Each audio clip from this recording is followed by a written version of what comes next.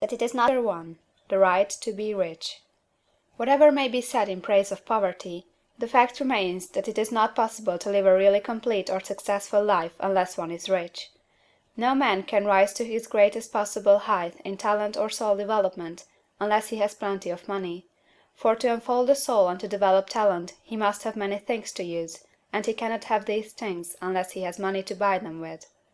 A man develops in mind, soul, and body by making use of things, and society is so organized that man must have money in order to become the possessor of things. Therefore, the basis of all advancement for man must be the science of getting rich.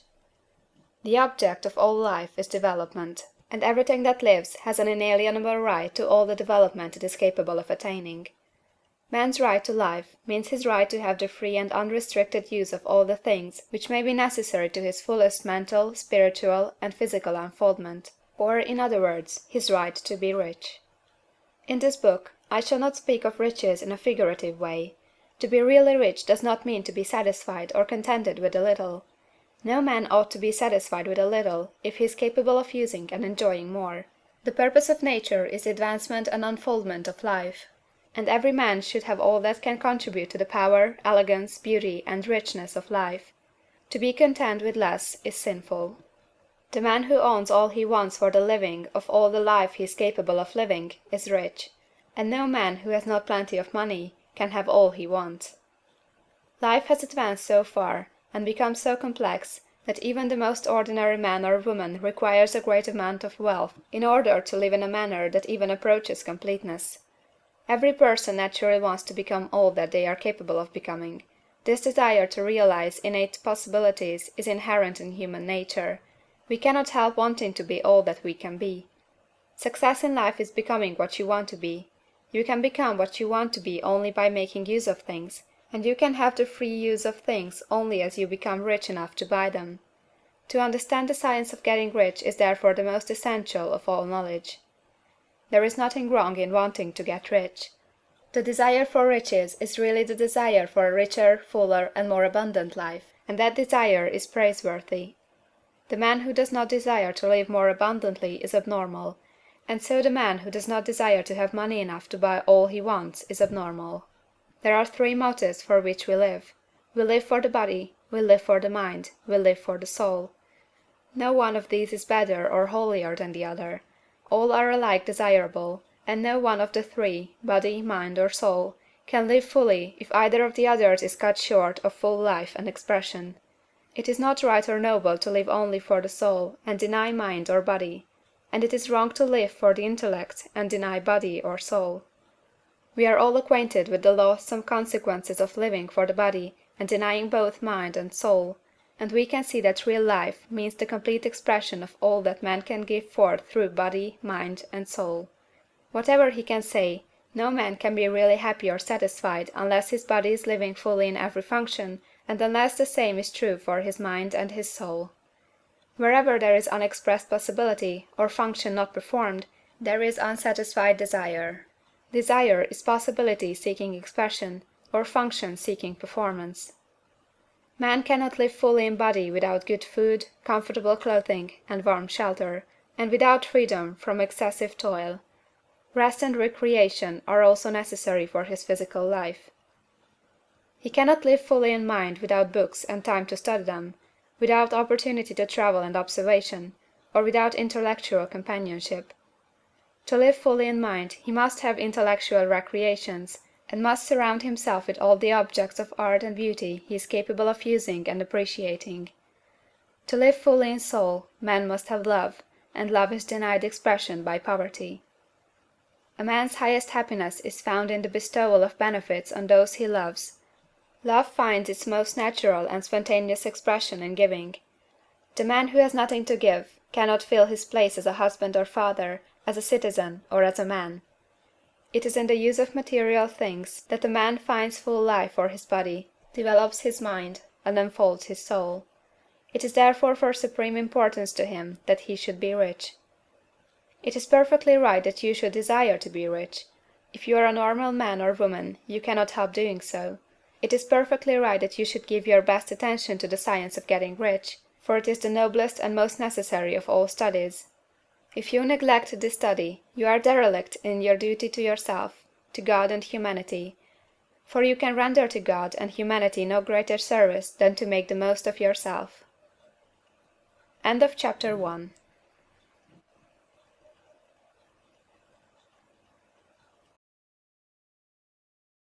Chapter 2. There is a Science of Getting Rich. There is a science of getting rich, and it is an exact science, like algebra or arithmetic. There are certain laws which govern the process of acquiring riches. Once these laws are learned and obeyed by any man, he will get rich with mathematical certainty. The ownership of money and property comes as a result of doing things in a certain way. Those who do things in this certain way, whether on purpose or accidentally, get rich, while those who do not do things in this certain way, no matter how hard they work, or how able they are, remain poor. It is a natural law that like causes always produce like effects, and therefore any man or woman who learns to do things in this certain way will infallibly get rich. That the above statement is true is shown by the following facts. Getting rich is not a matter of environment, for, if it were, all the people in certain neighborhoods would become wealthy, the people of one city would be all rich, while those of other towns would all be poor; or the inhabitants of one state would roll in wealth, while those of an adjoining state would be in poverty. But everywhere we see rich and poor living side by side, in the same environment, and often engaged in the same vocations.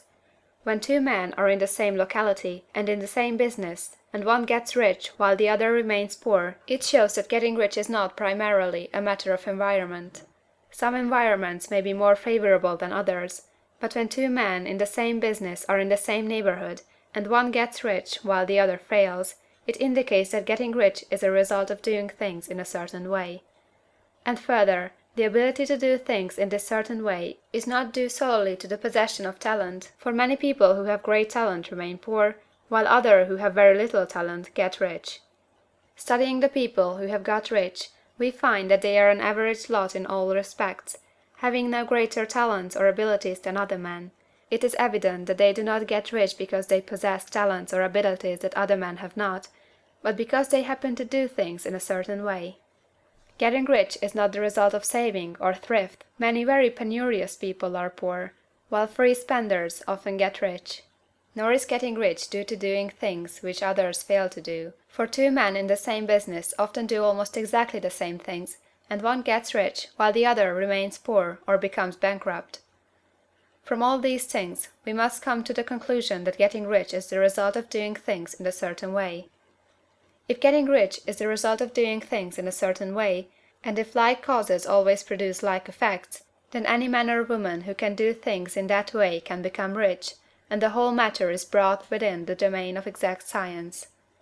The question arises here, whether this certain way may not be so difficult that only a few may follow it. This cannot be true, as we have seen, so far as natural ability is concerned. Talented people get rich, and blockheads get rich.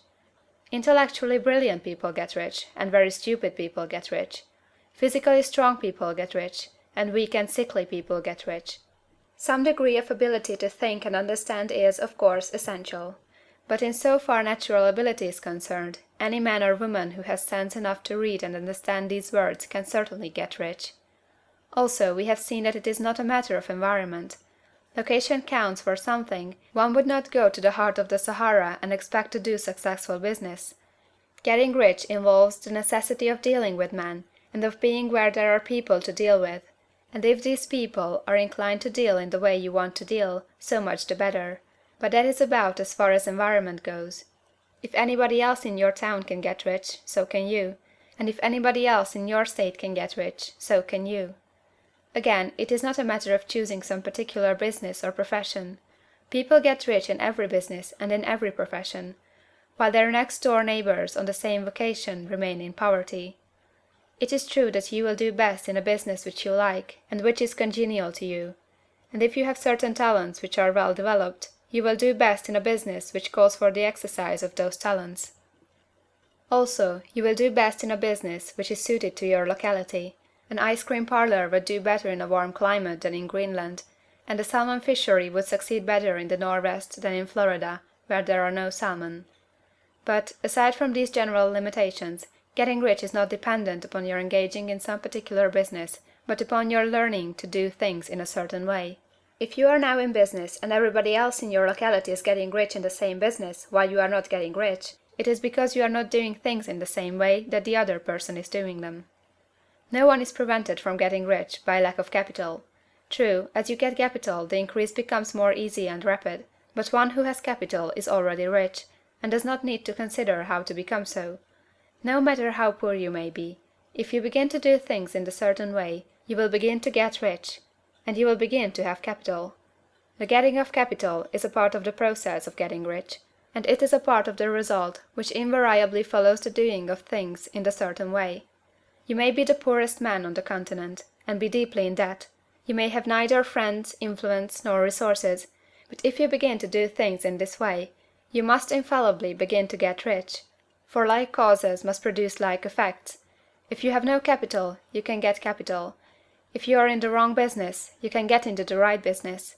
If you are in the wrong location, you can go to the right location, and you can do so by beginning in your present business and in your present location to do things in the certain way which causes success. End of chapter 2.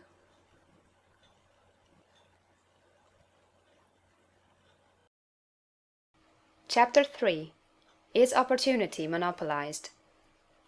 No man is kept poor because opportunity has been taken away from him, because other people have monopolized the wealth, and have put a fence around it. You may be shut off from engaging in business in certain lines, but there are other channels open to you. Probably it would be hard for you to get control of any of the great railroad systems. That field is pretty well monopolized.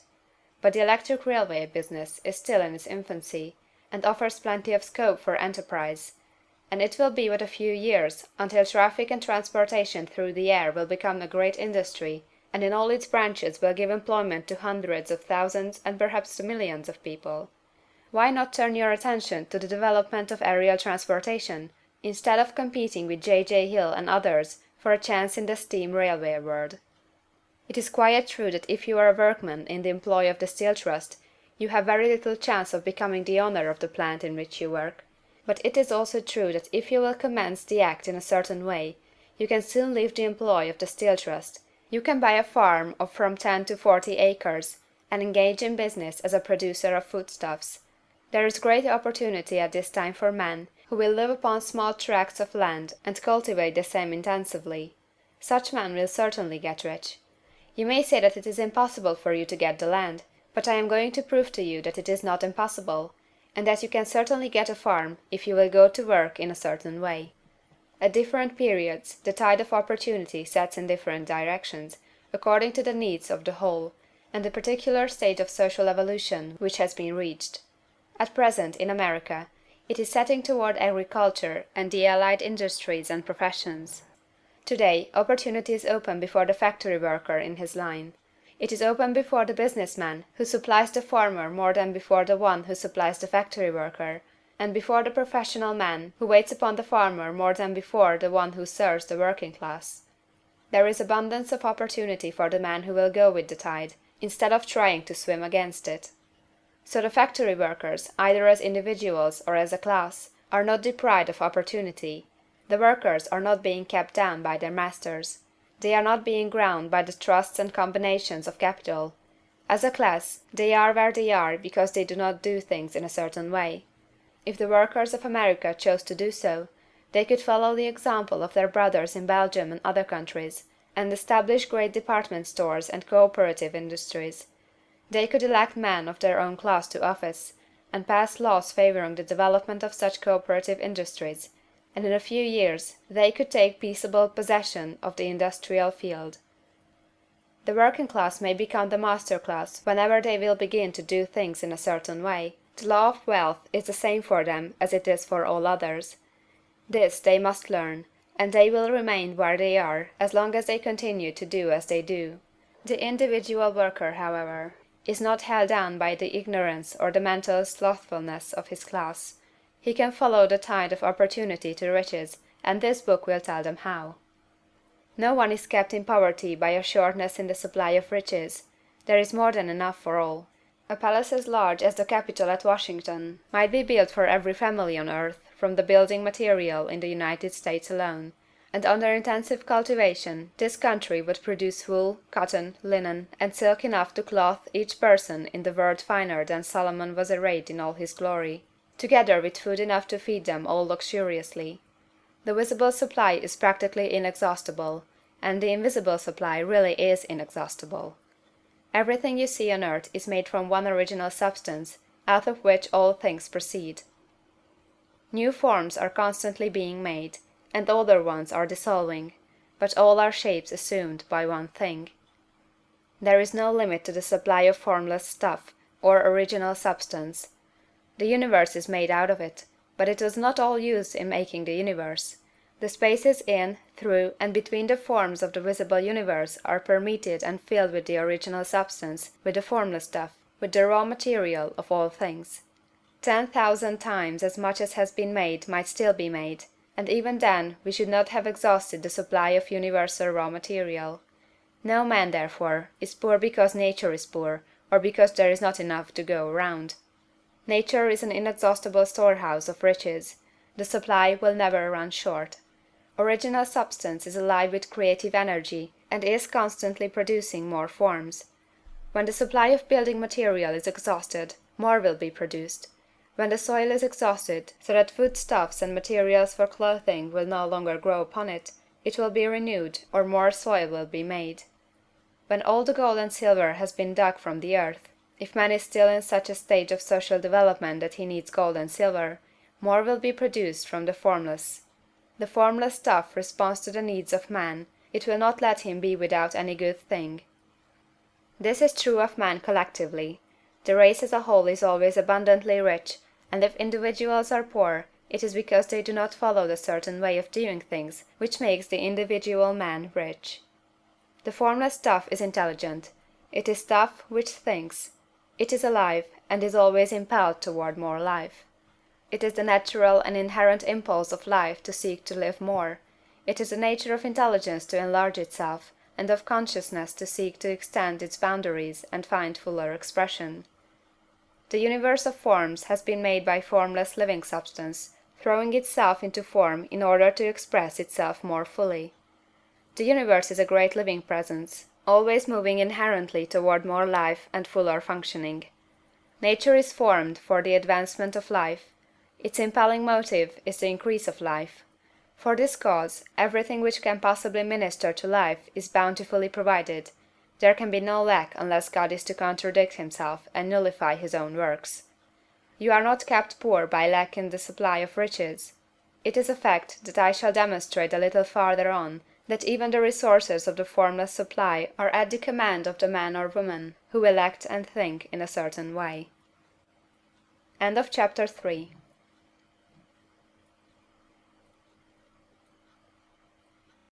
Chapter 4. The first principle in the science of getting rich. Thought is the only power which can produce tangible riches from the formless substance. The stuff from which all things are made is a substance which thinks, and the thought of form in this substance produces the form. Original substance moves according to its thoughts. Every form and process you see in nature is the visible expression of a thought in original substance. As the formless stuff thinks of a form, it takes that form. As it thinks of a motion, it makes that motion. That is the way all things were created. We live in a thought world, which is part of a thought universe. The thought of a moving universe extended throughout formless substance, and the thinking stuff moving according to that thought took the form of systems of planets, and maintains that form.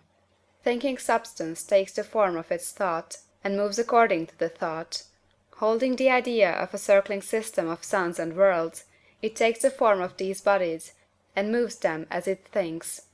Thinking the form of a slow-growing oak tree, it moves accordingly, and produces the tree, though centuries may be required to do the work. In creating, the formless seems to move according to the lines of motion it has established. The thought of an oak tree does not cause the instant formation of a full-grown tree, but it does start in motion the forces which will produce the tree along established lines of growth. Every thought of form, held in thinking substance, causes the creation of the form, but always, or at least generally, along lines of growth and action already established. The thought of a house of a certain construction, if it were impressed upon formless substance, might not cause the instant formation of the house, but it would cause the turning of creative energies already working in trade and commerce into such channels as to result in the speedy building of the house. And if there were no existing channels through which the creative energy could work, then the house would be formed directly from primal substance, without waiting for the slow processes of the organic and inorganic world. No thought of form can be impressed upon original substance without causing the creation of the form. Man is a thinking centre, and can originate thought. All the forms that man fashions with his hands must first exist in his thought. He cannot shape a thing until he has thought that thing. And so far man has confined his efforts wholly to the work of his hands. He has applied manual labour to the world of forms, seeking to change or modify those already existing. He has never thought of trying to cause the creation of new forms by impressing his thoughts upon formless substance. When man has a thought form, he takes material from the forms of nature, and makes an image of the form which is in his mind. He has so far made little or no effort to co-operate with formless intelligence, to work with the Father. He has not dreamed that he can do what he seeth the Father doing. Man reshapes and modifies existing forms by manual labour. He has given no attention to the question whether he may not produce things from formless substance by communicating his thoughts to it. We propose to prove that he may do so, to prove that any man or woman may do so, and to show how. As our first step, we must lay down three fundamental propositions. First, we assert that there is one original formless stuff, or substance, from which all things are made. All the seemingly many elements are but different presentations of one element. All the many forms found in organic and inorganic nature are but different shapes, made from the same stuff. And this stuff is thinking stuff. A thought held in it produces the form of the thought. Thought, in thinking substance, produces shapes. Man is a thinking centre, capable of original thought. If man can communicate his thought to original thinking substance, he can cause the creation or formation of the thing he thinks about. To summarize this, there is a thinking stuff from which all things are made, and which, in its original state, permeates, penetrates, and fills the interspaces of the universe. A thought, in this substance, produces the thing that is imaged by the thought.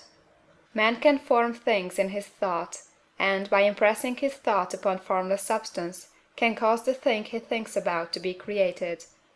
It may be asked if I can prove these statements, and without going into details, I answer that I can do so, both by logic and experience. Reasoning back from the phenomena of form and thought, I come to one original thinking substance, and reasoning forward from this thinking substance, I come to man's power to cause the formation of the thing he thinks about. And, by experiment, I find the reasoning true, and this is my strongest proof. If one man who reads this book gets rich by doing what it tells him to do, that is evidence in support of my claim. But if every man who does what it tells him to do gets rich, that is positive proof until someone goes through the process and fails. The theory is true until the process fails, and this process will not fail, for every man who does exactly what this book tells him to do will get rich. I have said that men get rich by doing things in a certain way, and in order to do so, man must become able to think in a certain way. A man's way of doing things is the direct result of the way he thinks about things. To do things in a way you want to do them, you will have to acquire the ability to think the way you want to think. This is the first step toward getting rich. To think what you want to think is to think truth, regardless of appearances. Every man has the natural and inherent power to think what he wants to think, but it requires far more effort to do so than it does to think the thoughts which are suggested by appearances. To think according to appearance is easy. To think truth, regardless of appearances, is laborious, and requires the expenditure of more power than any other work man is called upon to perform. There is no labor from which most people shrink as they do from that of sustained and consecutive thought.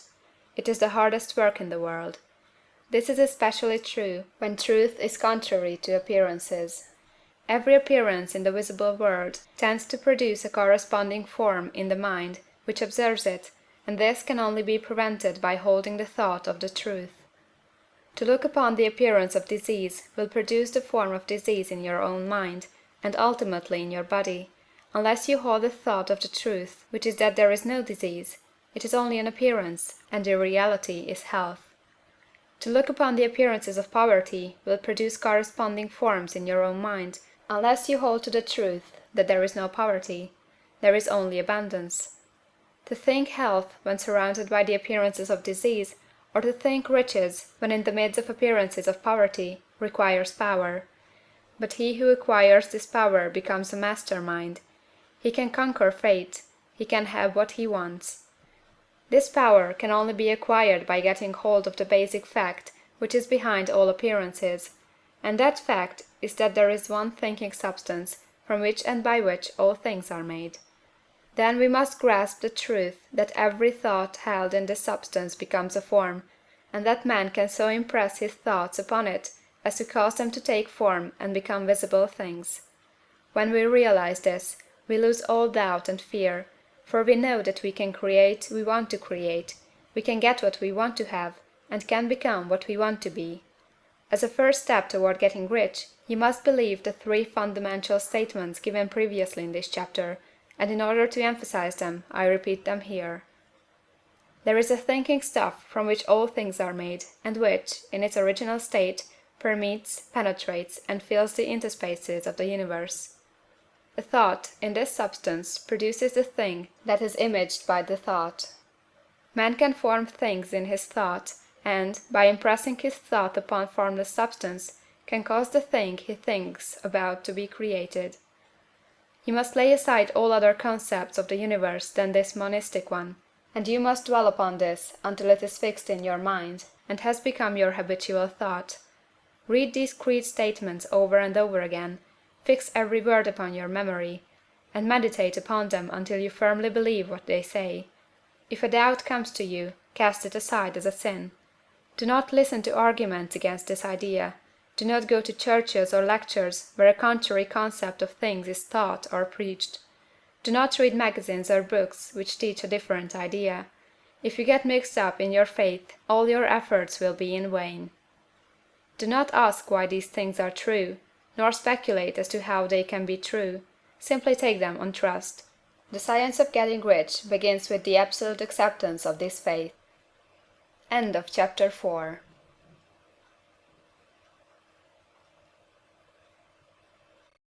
Chapter 5. Increasing Life. You must get rid of the last vestige of the old idea that there is a deity whose will it is that you should be poor, or whose purposes may be served by keeping you in poverty. The intelligent substance which is all, and in all, and which lives in all, and lives in you, is a consciously living substance. Being a consciously living substance, it must have the nature and inherent desire of every living intelligence for increase of life. Every living thing must continually seek for the enlargement of its life, because life, in the mere act of living, must increase itself. A seed, dropped into the ground, springs into activity, and in the act of living produces 100 more seeds. Life, by living, multiplies itself. It is forever becoming more. It must do so if it continues to be at all. Intelligence is under the same necessity for continuous increase. Every thought we think makes it necessary for us to think another thought. Consciousness is continually expanding. Every fact we learn leads us to the learning of another fact. Knowledge is continually increasing. Every talent we cultivate brings to the mind the desire to cultivate another talent. We are subject to the urge of life, seeking expression, which ever drives us on to know more, to do more, and to be more. In order to know more, do more, and be more, we must have more. We must have things to use, for we learn, and do, and become, only by using things. We must get rich, so that we can live more. The desire for riches is simply the capacity for larger life seeking fulfillment. Every desire is the effort of an unexpressed possibility to come into action. It is power seeking to manifest which causes desire. That which makes you want more money is the same as that which makes the plant grow. It is life, seeking fuller expression. The one living substance must be subject to this inherent law of all life. It is permeated with the desire to live more. That is why it is under the necessity of creating things. The one substance desires to live more in you, hence it wants you to have all the things you can use. It is the desire of God that you should get rich. He wants you to get rich, because he can express himself better through you if you have plenty of things to use in giving him expression. He can live more in you if you have unlimited command of the means of life. The universe desires you to have everything you want to have. Nature is friendly to your plans. Everything is naturally for you. Make up your mind that this is true. It is essential, however, that your purpose should harmonize with the purpose that is in all. You must want real life, not mere pleasure of sensual gratification. Life is the performance of function, and the individual really lives only when he performs every function, physical, mental, and spiritual, of which he is capable, without excess in any. You do not want to get rich in order to live swinishly, for the gratification of animal desires. That is not life. But the performance of every physical function is a part of life, and no one lives completely who denies the impulses of the body a normal and healthful expression.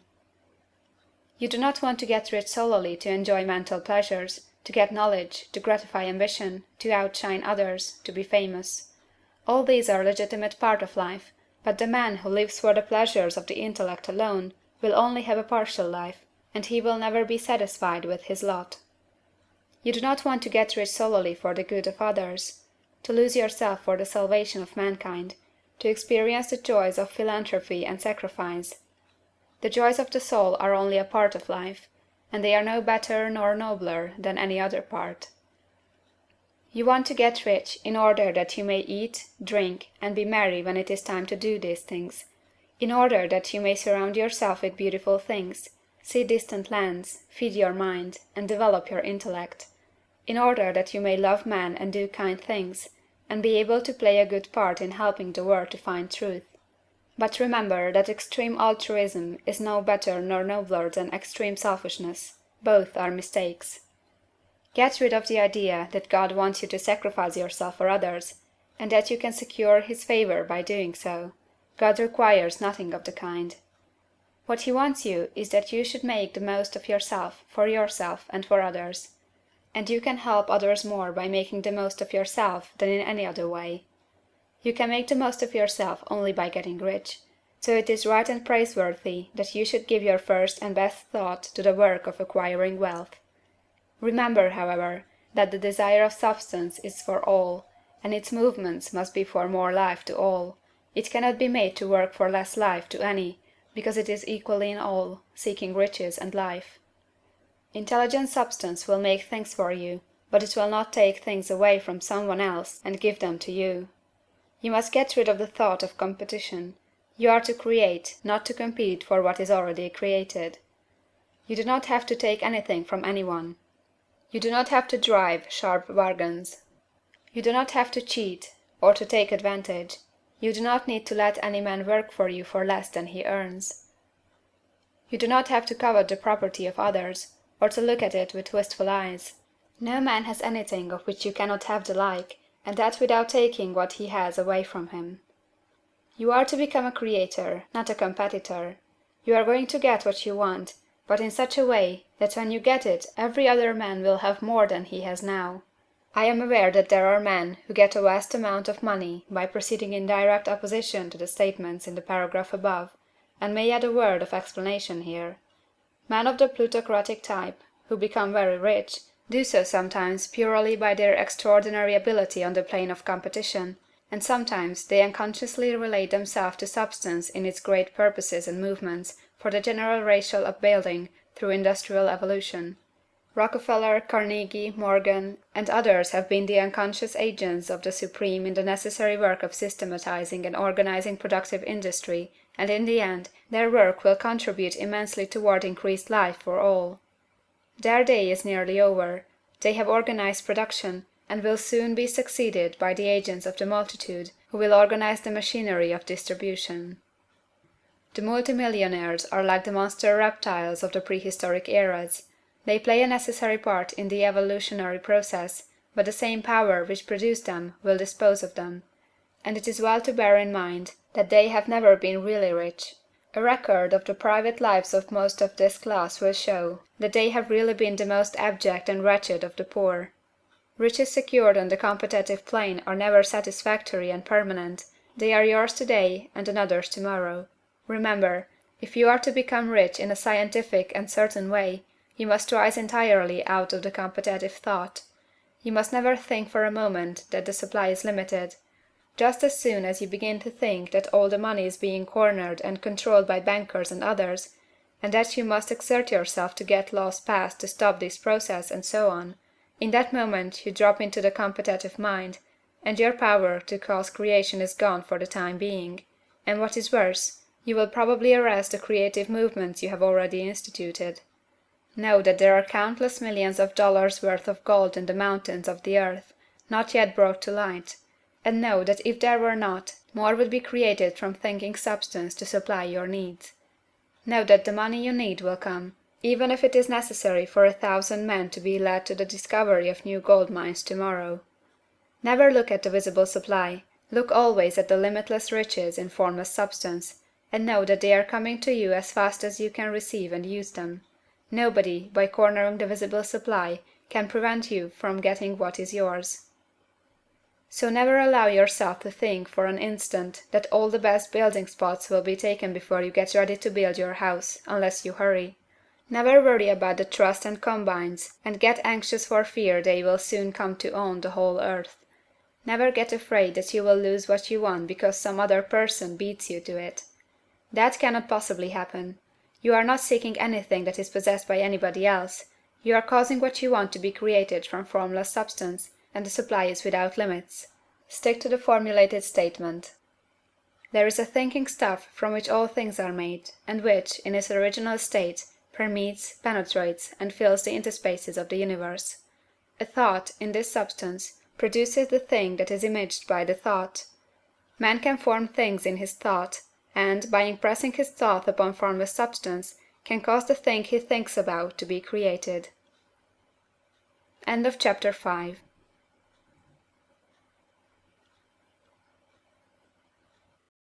Chapter 6. How Riches Come to You.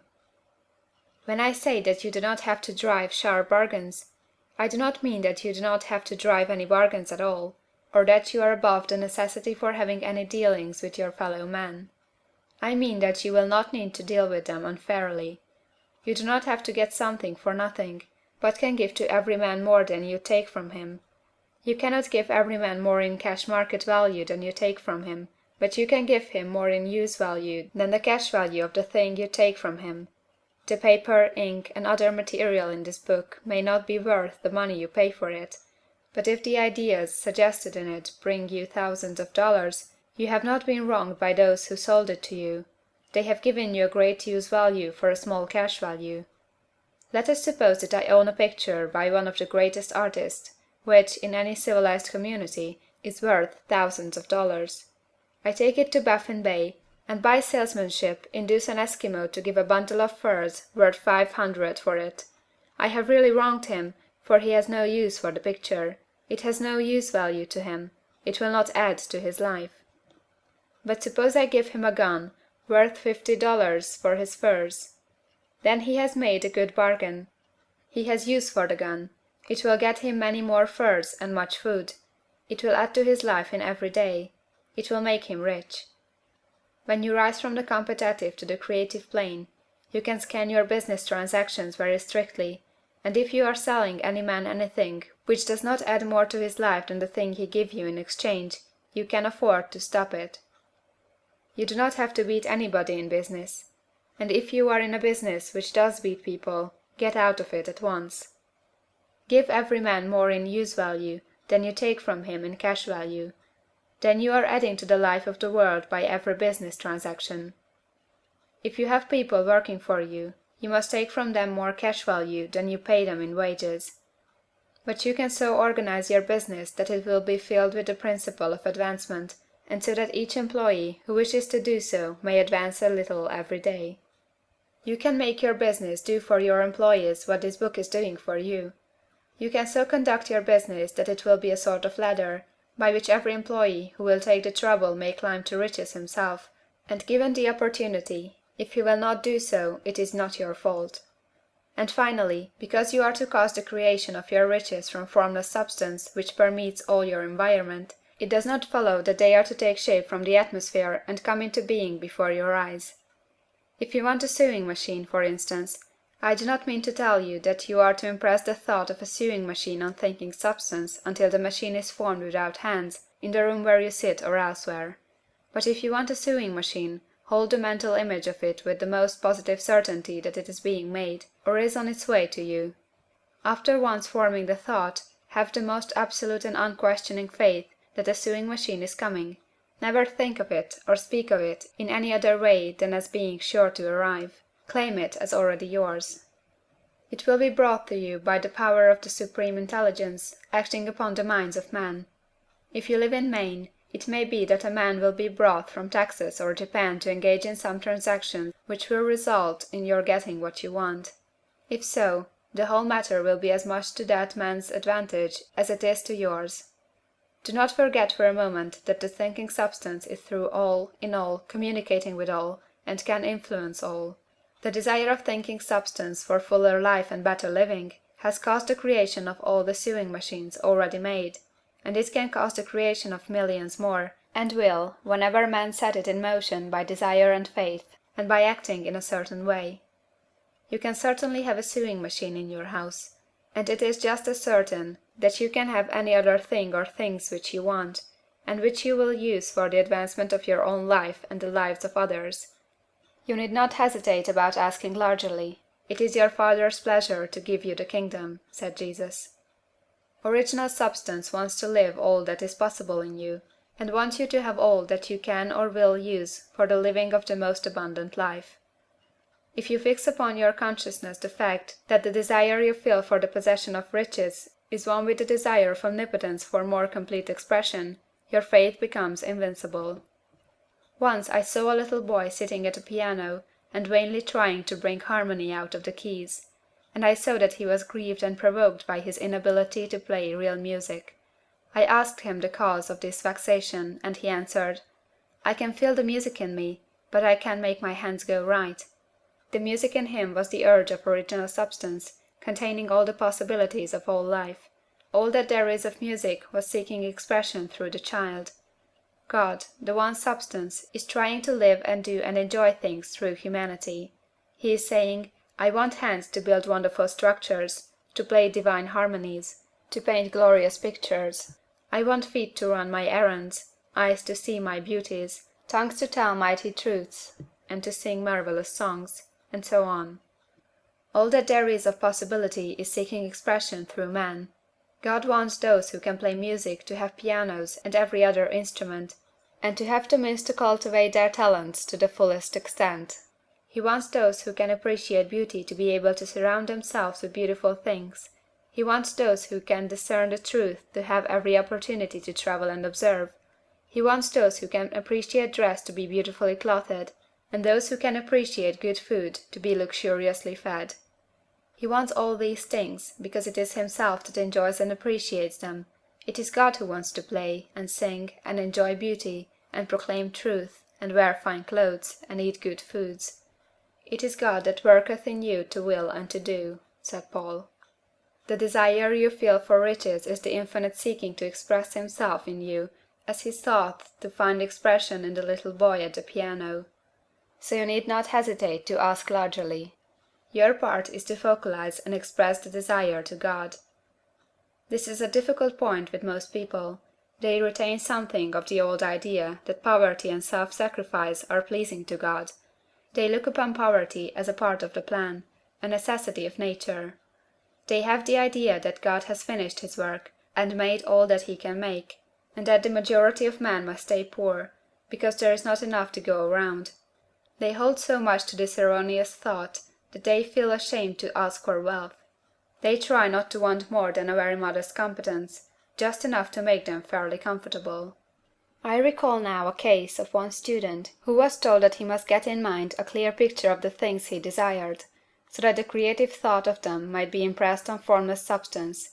He was a very poor man, living in a rented house, and having only what he earned from day to day, and he could not grasp the fact that all wealth was his. So, after thinking the matter over, he decided that he might reasonably ask for a new rug on the floor of his best room and an anthracite coal stove to heat the house during the cold winter. Following the instructions given in this book, he obtained these things in a few months, and then it dawned upon him that he had not asked enough. He went through the house in which he lived, and planned all the improvements he would like to make in it. He mentally added a bay window here, a room there, until it was complete in his mind as his ideal home, and then he planned its furnishings. Holding the whole picture in his mind, he began living in the certain way, and moving toward what he wanted, and he owns the house now, and is rebuilding it after the form of his mental image, and now, with still larger faith, he is going on to get greater things. It has been unto him according to his faith, and it is so with you and with all of us. End of chapter 6.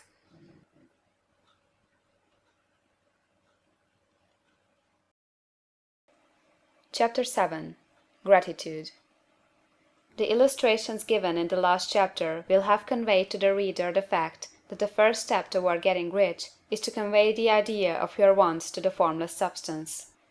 This is true, and you will see that in order to do so, it becomes necessary to relate yourself to the formless intelligence in a harmonious way. To secure this harmonious relation is a matter of such primary and vital importance that I shall give some space to its discussion here, and give you instructions which, if you will follow them, will be certain to bring you into perfect unity of mind with God. The whole process of mental adjustment and atonement can be summed up in one word: gratitude. First, you believe that there is one intelligent substance, from which all things proceed. Second, you believe that this substance gives you everything you desire. And third, you relate yourself to it by a feeling of deep and profound gratitude. Many people who order their lives rightly in all other ways are kept in poverty by their lack of gratitude. Having received one gift from God, they cut the wires which connect them with Him by failing to make acknowledgment. It is easy to understand that the nearer we live to the source of wealth, the more wealth we shall receive. And it is easy also to understand that the soul that is always grateful lives in closer touch with God than the one which never looks to Him in thankful acknowledgment. The more gratefully we fix our minds on the Supreme when good things come to us, the more good things we will receive, and the more rapidly they will come. And the reason simply is that the mental attitude of gratitude draws the mind into closer touch with the source from which the blessings come. If it is a new thought to you that gratitude brings your whole mind into closer harmony with the creative energies of the universe, consider it well, and you will see that it is true. The good things you already have come to you along the line of obedience to certain laws. Gratitude will lead your mind out along the ways by which things come, and it will keep you in close harmony with creative thought and prevent you from falling into competitive thought. Gratitude alone can keep you looking toward the all, and prevent you from falling into the error of thinking of the supply as limited, and to do that would be fatal to your hopes. There is a law of gratitude, and it is absolutely necessary that you should observe the law, if you are to get the results you seek. The law of gratitude is the natural principle that action and reaction are always equal, and in opposite directions. The grateful outreaching of your mind in thankful praise to the Supreme is a liberation or expenditure of force. It cannot fail to reach that to which it addressed, and the reaction is an instantaneous movement towards you. Draw nigh unto God, and He will draw nigh unto you. That is a statement of psychological truth. And if your gratitude is strong and constant, the reaction in formless substance will be strong and continuous. The movement of the things you want will be always toward you. Notice the grateful attitude that Jesus took, how He always seems to be saying, "I thank Thee, Father, that Thou hearest me." You cannot exercise much power without gratitude, for it is gratitude that keeps you connected with power. But the value of gratitude does not consist solely in getting you more blessings in the future. Without gratitude you cannot long keep from dissatisfied thought regarding things as they are.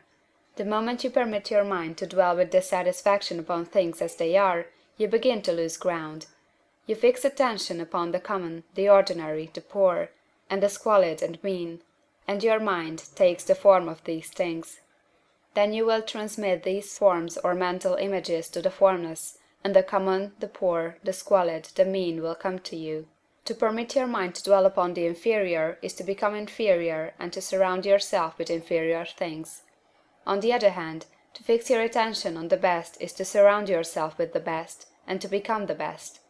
The creative power within us makes us into the image of that to which we give our attention. We are thinking substance, and thinking substance always takes the form of that to which it thinks about. The grateful mind is constantly fixed upon the best, therefore it tends to become the best. It takes the form or character of the best, and will receive the best. Also, faith is born of gratitude. The grateful mind continually expects good things, and expectation becomes faith. The reaction of gratitude upon one's own mind produces faith, and every outgoing wave of grateful thanksgiving increases faith. He who has no feeling of gratitude cannot long retain a living faith, and without a living faith you cannot get rich by the creative method, as we shall see in the following chapters. It is necessary, then, to cultivate the habit of being grateful for every good thing that comes to you, and to give thanks continuously. And because all things have contributed to your advancement, you should include all things in your gratitude. Do not waste time thinking or talking about the shortcomings or wrong actions of plutocrats or trust magnates. Their organization of the world has made your opportunity. All you get really comes to you because of them. Do not rage against corrupt politicians. If it were not for politicians, we should fall into anarchy, and your opportunity would be greatly lessened. God has worked a long time and very patiently to bring us up to where we are in industry and government, and He is going right on with His work. There is not the least doubt that He will do away the plutocrats, trust magnates, captains of industry, and politicians as soon as they can be spared. But in the meantime, behold, they are all very good. Remember that they are all helping to arrange the lines of transmission along which your riches will come to you, and be grateful to them all. This will bring you into harmonious relations with the good in everything, and the good in everything will move toward you. End of chapter 7.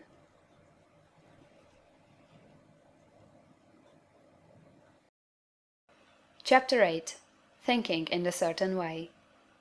Turn back to chapter 6 and read again the story of the man who formed the mental image of his house, and you will get a fair idea of the initial step toward getting rich. You must form a clear and definite mental picture of what you want. You cannot transmit an idea unless you have it yourself. You must have it before you can give it. Many people fail to impress thinking substance because they have themselves only a vague and misty concept of the things they want to do, to have, or to become. It is not enough that you should have a general desire for wealth, to do good with. Everybody has that desire. It is not enough that you should have a wish to travel, see things, live more, etc. Everybody has those desires also. If you are going to send a wireless message to a friend, you would not send the letters of the alphabet in their order, and let him construct the message for himself, nor would you take words at random from the dictionary. You would send a coherent sentence, one which meant something. When you try to impress your wants upon substance, remember that it must be done by a coherent statement. You must know what you want, and be definite. You can never get rich or start the creative power into action by sending out unformed longings and vague desires. Go over your desires, just as the man I have described went over his house. See just what you want, and get a clear mental picture of it as you wish it to look when you get it. That clear mental picture you must have continually in mind, as the sailor has in mind the port toward which he is sailing the ship. You must keep your face toward it all the time. You must no more lose sight of it than the steersman loses sight of the compass. It is not necessary to take exercises in concentration, nor to set apart special times for prayer and affirmation, nor to go into the silence, nor to do occult stunt of any kind. These things are well enough, but all you need is to know what you want, and to want it badly enough so that it will stay in your thoughts. Spend as much your leisure time as you can in contemplating your picture, But no one needs to take exercises to concentrate his mind on a thing he really wants. It is the things you do not really care about which require effort to fix your attention upon them.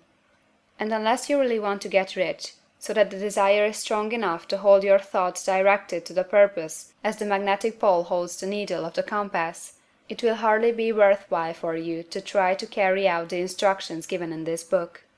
The methods herein set forth are for people whose desire for riches is strong enough to overcome mental laziness and the love of ease, and make them work.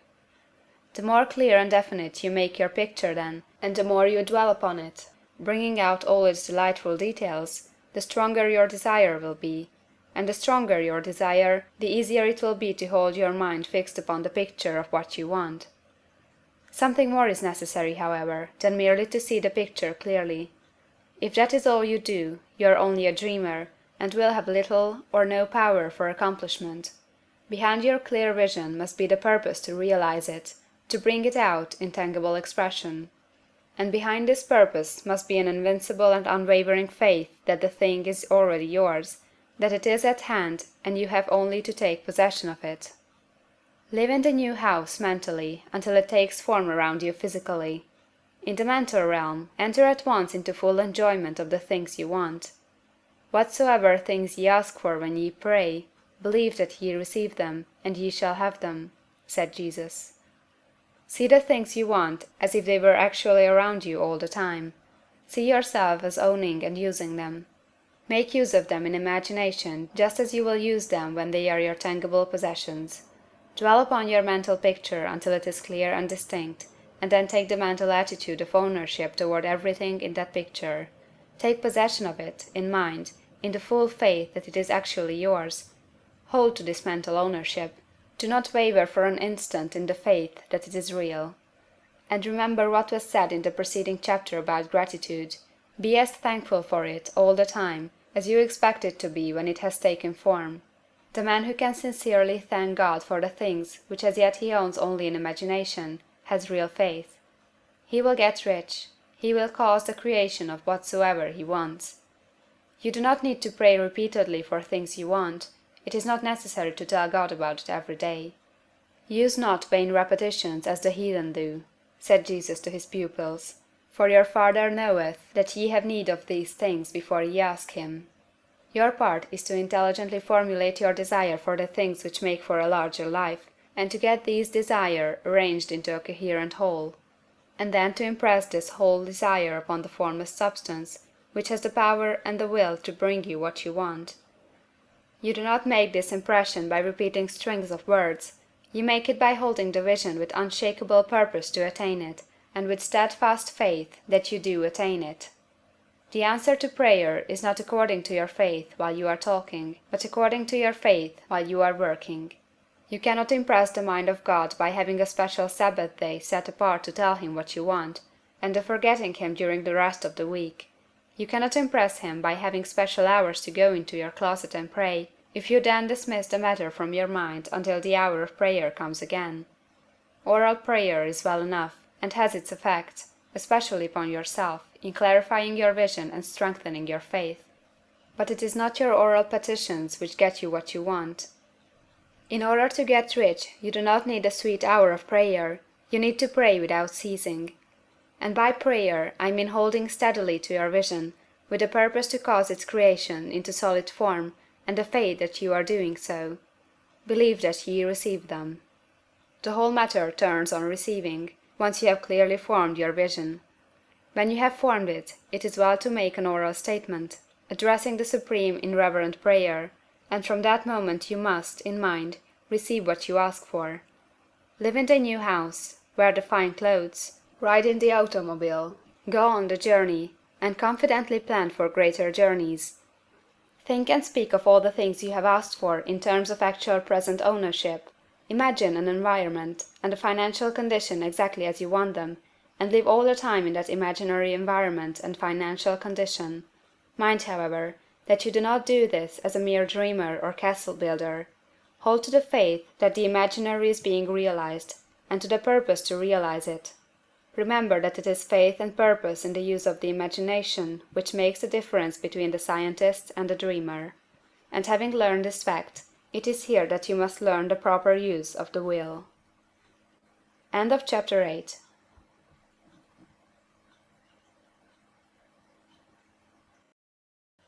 Chapter 9. How to use the will. To set about getting rich in a scientific way, you do not try to apply your willpower to anything outside of yourself. You have no right to do so, anyway. It is wrong to apply your will to other men and women in order to get them do what you wish done. It is as flagrantly wrong to coerce people by mental power as it is to coerce them by physical power. If compelling people by physical force to do things for you reduces them to slavery, compelling them by mental means accomplishes exactly the same thing. The only difference is in methods. If taking things from people by physical force is robbery, then taking things by mental force is robbery also. There is no difference in principle. You have no right to use your willpower upon another person, even for his own good, for you do not know what is for his good. The science of getting rich does not require you to apply power or force to any other person, in any way whatsoever. There is not the slightest necessity for doing so. Indeed, any attempt to use your will upon others will only tend to defeat your purpose. You do not need to apply your will to things in order to compel them to come to you. That would simply be trying to coerce God, and would be foolish and useless, as well as irreverent. You do not have to compel God to give you good things, any more than you have to use your willpower to make the sun rise. You do not have to use your willpower to conquer an unfriendly deity, or to make stubborn and rebellious forces do your bidding. Substance is friendly to you, and is more anxious to give you what you want than you are to get it. To get rich, you need only to use your willpower upon yourself. When you know what to think or do, then you must use your will to compel yourself to think and do the right things. That is the legitimate use of the will in getting what you want, to use it in holding yourself to the right course. Use your will to keep yourself thinking and acting in a certain way. Do not try to project your will, or your thoughts, or your mind out into space, to act on things or people. Keep your mind at home. It can accomplish more there than elsewhere. Use your mind to form a mental image of what you want, and to hold that vision with faith and purpose. And use your will to keep your mind working in the right way. The more steady and continuous your faith and purpose, the more rapidly you will get rich, because you will make only positive impressions upon substance, and you will not neutralize or offset them by negative impressions. The picture of your desires, held with faith and purpose, is taken up by the formless, and permits it to great distances throughout the universe for all I know. As this impression spreads, all things are set moving toward its realization. Every living thing, every inanimate thing, and the things yet uncreated, are stirred toward bringing into being that which you want. All force begins to be exerted in that direction. All things begin to move toward you. The minds of people, everywhere, are influenced toward doing the things necessary to the fulfilling of your desires, and they work for you unconsciously. But you can check all this by starting a negative impression in the formless substance. Doubt or unbelief is as certain to start a movement away from you as faith and purpose are to start one toward you.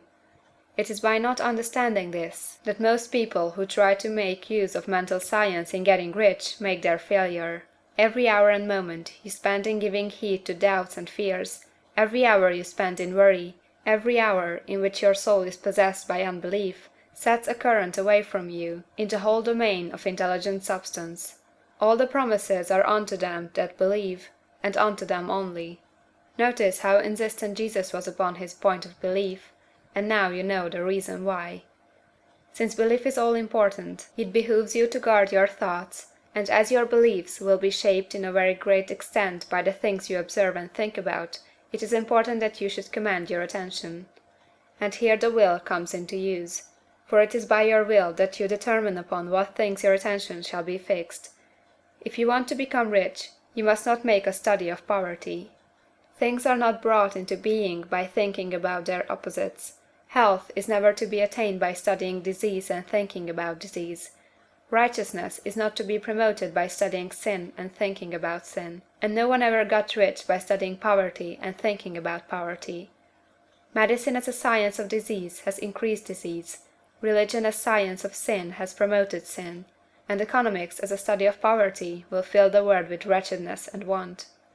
Do not talk about poverty, do not investigate it or concern yourself with it. Never mind what its causes are. You have nothing to do with them. What concerns you is the cure. Do not spend your time in charitable work or charity movements. All charity only tends to perpetuate the wretchedness it aims to eradicate. I do not say that you should be hard-hearted or unkind, and refuse to hear the cry of need. But you must not try to eradicate poverty in any of the conventional ways. Put poverty behind you, and put all that pertains to it behind you, and make good. Get rich, that is the best way you can help the poor. And you cannot hold the mental image which is to make you rich, if you fill your mind with pictures of poverty. Do not read books or papers which give you circumstantial accounts of the wretchedness of the tenement dwellers, of the horrors of child labor, and so on. Do not read anything which fills your mind with gloomy images of want and suffering. You cannot help the poor in the least by knowing about these things, and the widespread knowledge of them does not tend to all to do away with poverty. What tends to do away with poverty is not the getting of pictures of poverty into your mind, but getting pictures of wealth into the minds of the poor. You are not deserting the poor in their misery when you refuse to allow your mind to be filled with pictures of that misery. Poverty can be done away with, not by increasing the number of well-to-do people to think about poverty, but by increasing the number of poor people who purpose with faith to get rich. The poor do not need charity, they need inspiration. Charity only sends them a loaf of bread to keep them alive in their wretchedness, or gives them an entertainment to make them forget for an hour or two, but inspiration will cause them to rise out of their misery. If you want to help the poor, demonstrate to them that they can become rich. Prove it by getting rich yourself. The only way in which poverty will ever be banished from this world is by getting a large and constantly increasing number of people to practice the teaching of this book. People must be taught to become rich by creation, not by competition. Every man who becomes rich by competition throws down behind him the ladder by which he rises, and keeps others down. But every man who gets rich by creation opens a way for thousands to follow him, and inspires them to do so. You are not showing hardness of heart or an unfeeling disposition when you refuse to pity poverty, see poverty, read about poverty, or think and talk about it, or to listen to those who do talk about it. Use your willpower to keep your mind off the subject of poverty, and to keep it fixed with faith and purpose on the vision of what you want. End of chapter 9.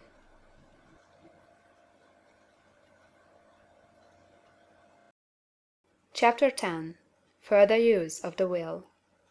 You cannot retain a true and clear vision of wealth if you are constantly turning your attention to opposing pictures, whether they be external or imaginary. Do not tell of your past troubles of a financial nature, if you have had them. Do not think of them at all.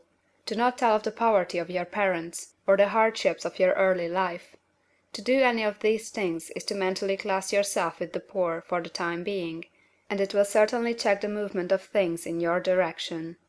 Let the dead bury their dead, as Jesus said. Put poverty and all things that pertain to poverty completely behind you. You have accepted a certain theory of the universe as being correct, and are resting all your hopes of happiness on its being correct. And what can you gain by giving heed to conflicting theories? Do not read religious books which tell you that the world is soon coming to an end. And do not read the writing of muckrakers and pessimistic philosophers who tell you that it is going to the devil. The world is not going to the devil, it is going to God. It is wonderful becoming. True, there may be a good many things in existing conditions which are disagreeable, but what is the use of studying them when they are certainly passing away, and when the study of them only tends to check their passing and keep them with us? Why give time and attention to things which are being removed by evolutionary growth, when you can hasten their removal only by promoting the evolutionary growth as far as your part of it goes? No matter how horrible in seeming may be the conditions in certain countries, sections, or places, you waste your time and destroy your own chances by considering them. You should interest yourself in the world's becoming rich. Think of the riches the world is coming into, instead of the poverty it is growing out of. And bear in mind that the only way in which you can assist the world in growing rich is by growing rich yourself through the creative method, not the competitive one. Give your attention wholly to the riches. Ignore poverty. Whenever you think or speak of those who are poor, think and speak of them as those who are becoming rich, as those who are to be congratulated rather than pitied. Then they and others will catch the inspiration, and begin to search for the way out. Because I say that you are to give your whole time and mind and thought to riches, it does not follow that you are to be sordid or mean. To become really rich is the noblest aim you can have in life, for it includes everything else. On the competitive plane, the struggle to get rich is a godless scramble for power over other men, but when we come into the creative mind, all this is changed. All that is possible in the way of greatness and soul unfoldment, of service and lofty endeavor, comes by way of getting rich. All is made possible by the use of things. If you lack for physical health, you will find that the attainment of it is conditional on your getting rich. Only those who are emancipated from financial worry and who have the means to live a carefree existence and follow hygienic practices can have and retain health. Moral and spiritual greatness is possible only to those who are above the competitive battle of existence, and only those who are becoming rich on the plane of creative thought are free from the degrading influences of competition. If your heart is set on domestic happiness, remember that love flourishes best where there is refinement, a high level of thought, and freedom from corrupting influences, and these are to be found only where riches are attained by the exercise of creative thought, without strife or rivalry. You can aim at nothing so great or noble, I repeat, as to become rich, and you must fix your attention upon your mental picture of riches, to the exclusion of all that may tend to dim or obscure the vision. You must learn to see the underlying truth in all things. You must see beneath all seemingly wrong conditions the great one life ever moving forward toward fuller expression and more complete happiness. It is the truth that there is no such thing as poverty, that there is only wealth. Some people remain in poverty because they are ignorant of the fact that there is wealth for them, and these can be best taught by showing them the way of affluence in your own person and practice. Others are poor because, while they feel that there is a way out, they are too intellectually indolent to put forth the mental effort necessary to find that way and by travel it, and for these the very best thing you can do is to arouse their desire by showing them the happiness that comes from being rightly rich. Others still are poor because, while they have some notion of science, they have become so swamped and lost in the maze of metaphysical and occult theories that they do not know which road to take. They try a mixture of many systems and fail in all.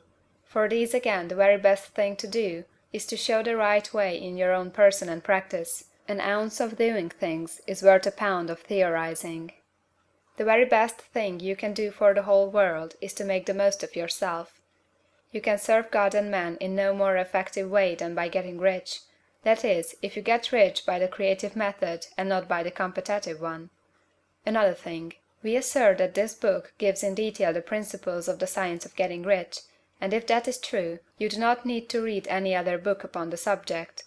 This may sound narrow and egoistical, but consider, there is no more scientific method of computation in mathematics than by addition, subtraction, multiplication, and division. No other method is possible. There can be but one shortest distance between 2 points. There is only one way to think scientifically, and that is to think in the way that leads to the most direct and simple route to the goal.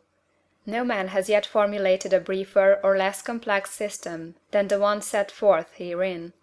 It has been stripped of all non-essentials. When you commence on this, lay all others aside. Put them out of your mind altogether. Read this book every day. Keep it with you, commit it to memory, and do not think about other systems and theories. If you do, you will begin to have doubts, and to be uncertain and wavering in your thought, and then you will begin to make failures. After you have made good and become rich, you may study other systems as much as you please, but until you are quite sure that you have gained what you want, do not read anything on this line but this book, unless it be the authors mentioned in the preface. And read only the most optimistic comments on the world's news, those in harmony with your picture. Also, postpone your investigations into the occult. Do not dabble in theosophy, spiritualism, or kindred studies. It is very likely that the dead still live, and are near, but if they are, let them alone.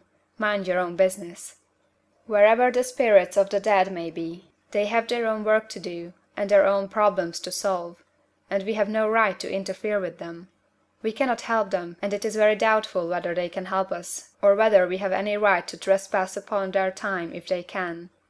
Let the dead and the hereafter alone, and solve your own problem, get rich. If you begin to mix with the occult, you will start mental cross-currents which will surely bring your hopes to shipwreck. Now, this and the preceding chapters have brought us to the following statement of the basic facts. There is a thinking stuff from which all things are made, and which, in its original state, permeates, penetrates, and fills the interspaces of the universe. A thought in this substance produces the thing that is imaged by the thought. Man can form things in his thought, and, by impressing his thought upon formless substance, can cause the thing he thinks about to be created. In order to do this, man must pass from the competitive to the creative mind. He must form a clear mental picture of the things he wants, and hold this picture in his thoughts with the fixed purpose to get what he wants, and the unwavering faith that he does get what he wants, closing his mind against all that may tend to shake his purpose, dim his vision, or quench his faith. And in addition to all this, we shall now see that he must live and act in a certain way. End of chapter 10.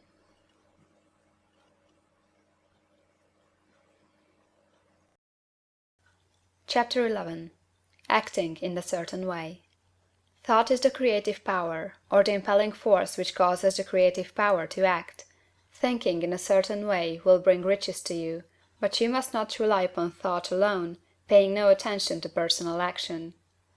That is the rock upon which many otherwise scientific metaphysical thinkers meet shipwreck, the failure to connect thought with personal action.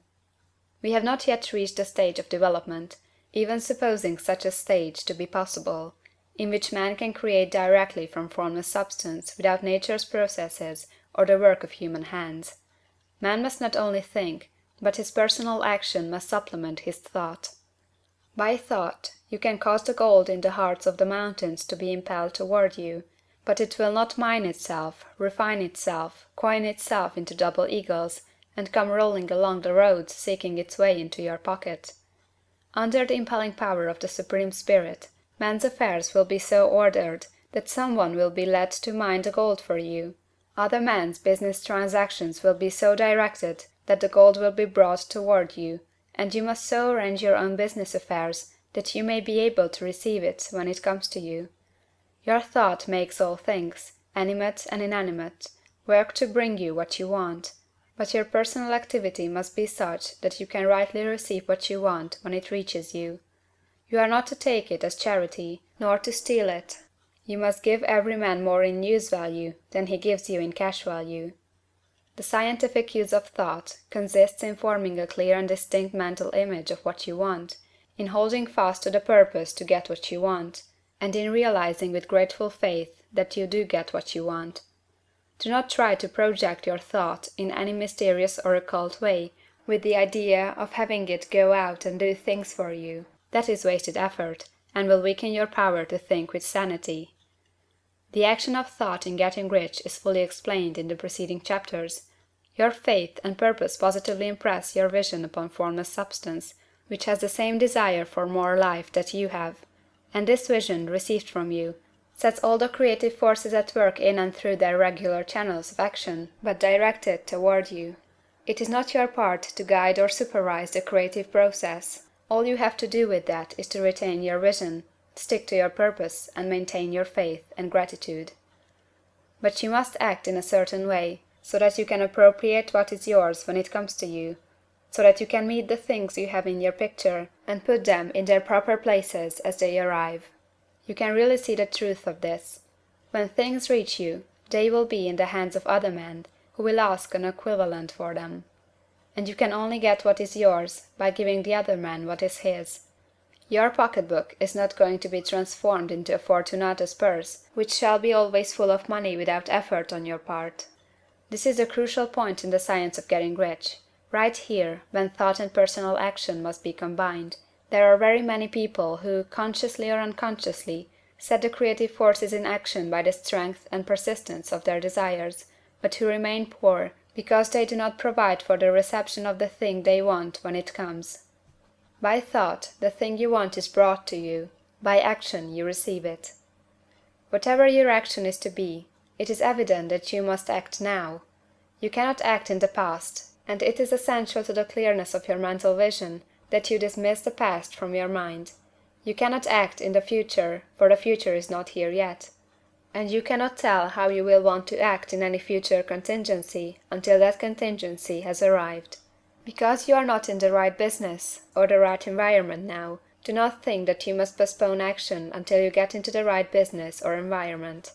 And do not spend time in the present taking thought as to the best course in possible future emergencies. Have faith in your ability to meet any emergency when it arrives. If you act in the present with your mind on the future, your present action will be with a divided mind and will not be effective. Put your whole mind into present action. Do not give your creative impulse to original substance, and then sit down and wait for results. If you do, you will never get them. Act now. There is never any time but now, and there never will be any time but now. If you are ever to begin to make ready for the reception of what you want, you must begin now. And your action, whatever it is, must most likely be in your present business or employment, and must be upon the persons and things in your present environment. You cannot act where you are not, you cannot act where you have been, and you cannot act where you are going to be. You can act only where you are. Do not bother as to whether yesterday's work was well done or ill done. Do today's work well. Do not try to do tomorrow's work now. There will be plenty of time to do that when you get to it. Do not try, by occult or mystical means, to act on people or things that are out of your reach. Do not wait for a change of environment before you act. Get a change of environment by action. You can so act upon the environment in which you are now as to cause yourself to be transferred to a better environment. Hold with faith and purpose the vision of yourself in the better environment, but act upon your present environment with all your heart, and with all your strength, and with all your mind. Do not spend any time in day dreaming or castle building. Hold to the one vision of what you want, and act now.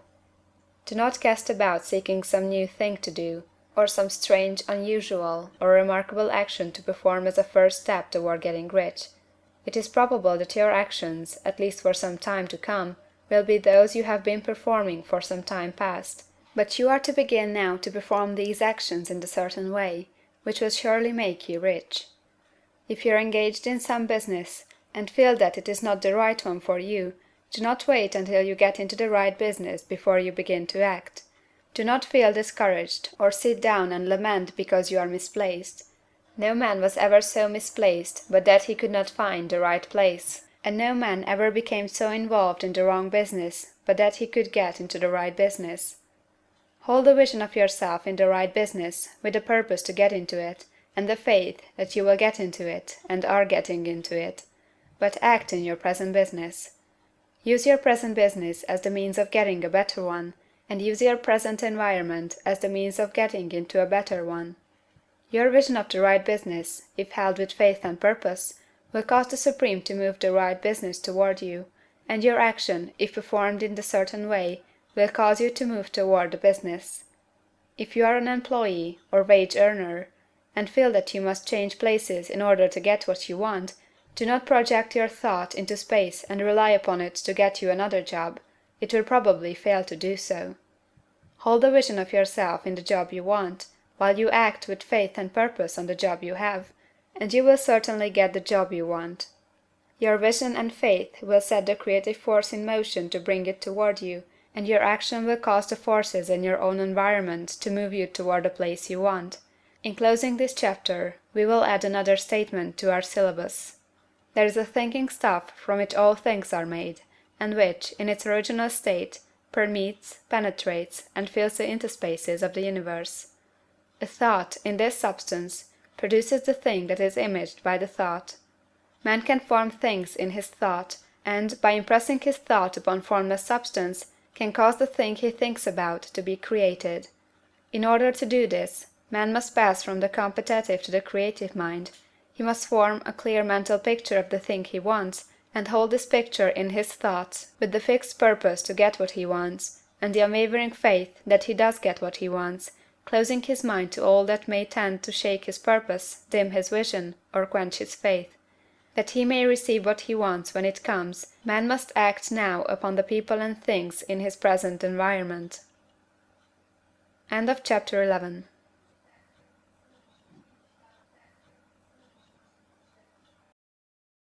Chapter 12. Efficient Action. You must use your thought as directed in previous chapters, and begin to do what you can do where you are, and you must do all that you can do where you are. You can advance only by being larger than your present place, and no man is larger than his present place who leaves undone any of the work pertaining to that place. The world is advanced only by those who more than fill their present places. If no man quite filled his present place, you can see that there must be a going backward in everything. Those who do not quite fill their places are dead weight upon society, government, commerce, and industry. They must be carried along by others at a great expense. The progress of the world is retarded only by those who do not fill the places they are holding.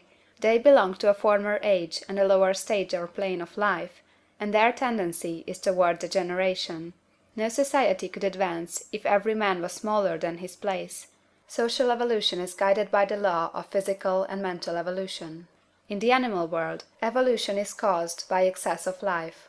When an organism has more life than can be expressed in the functions of its own plane, it develops the organs of a higher plane, and a new species is originated. There never would have been new species had there not been organisms which more than fill their places. The law is exactly the same for you. Your getting rich depends upon your applying this principle to your own affairs. Every day is either a successful day or a day of failure, and it is the successful days which get you what you want. If every day is a failure, you can never get rich, while if every day is a success, you cannot fail to get rich. If there is something that may be done today, and you do not do it, you have failed in so far as that thing is concerned, and the consequences may be more disastrous than you can imagine. You cannot foresee the results of even the most trivial act. You do not know the workings of all the forces that have been set moving in your behalf. Much may be depending on your doing some simple act. It may be the very thing which is to open the door of opportunity to very great possibilities. You can never know all the combinations which Supreme Intelligence is making for you in the world of things and of human affairs. Your neglect or failure to do some small thing may cause a long delay in getting what you want. Do, every day, all that can be done that day. There is, however, a limitation or qualification of the above that you must take into account. You are not to overwork, nor to rush blindly into your business in the effort to do the greatest possible number of things in the shortest possible time. You are not to try to do tomorrow's work today, nor to do a week's work in a day. It is really not the number of things you do, but the efficiency of each separate action that counts. Every act is, in itself, either a success or a failure. Every act is, in itself, either effective or inefficient. Every inefficient act is a failure, and if you spend your life in doing inefficient acts, your whole life will be a failure. The more things you do, the worse is for you, if all your acts are inefficient ones. On the other hand, every efficient act is a success in itself, and if every act of your life is an efficient one, your whole life must be a success. The cause of failure is doing too many things in an inefficient manner, and not doing enough things in an efficient manner. You will see that it is a self-evident proposition that if you do not do any inefficient acts, and if you do a sufficient number of efficient acts, you will become rich.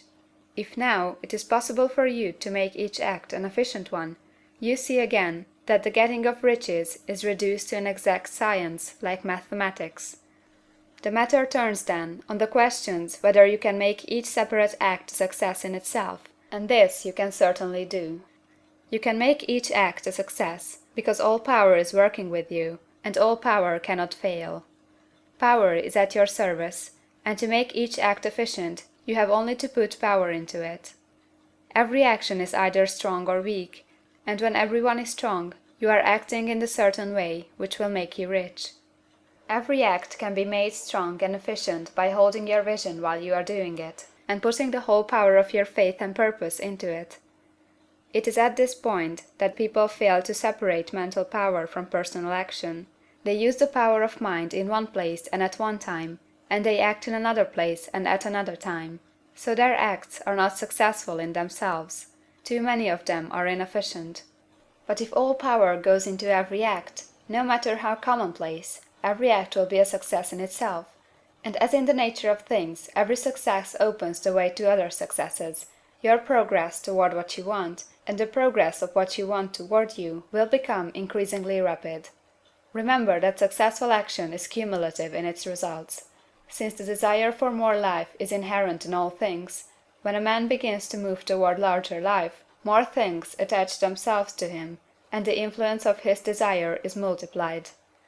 Do, every day, all that you can do that day, and do each act in an efficient manner. In saying that you must hold your vision while you are doing each act, however trivial or commonplace, I do not mean to say that it is necessary at all times to see the vision distinctly to all its smallest details. It should be the work of your leisure hours to use your imagination on the details of your vision, and to contemplate them until they are firmly fixed upon memory. If you wish speedy results, spend practically all your spare time in this practice. By continuous contemplation you will get the picture of what you want, even to the smallest details, so firmly fixed upon your mind, and so completely transferred to the mind of formless substance, that in your working hours you need only to mentally refer to the picture to stimulate your faith and purpose, and cause your best effort to be put forth. Contemplate your picture in your leisure hours until your consciousness is so full of that you can grasp it instantly. You will become so enthused in its bright promises that the mere thought of it will call forth the strongest energies of your whole being. Let us again repeat our syllabus, and by slightly changing the closing statements, bring it to the point we have now reached. There is a thinking stuff from which all things are made, and which, in its original state, permeates, penetrates, and fills the interspaces of the universe. A thought, in this substance, produces the thing that is imaged by the thought.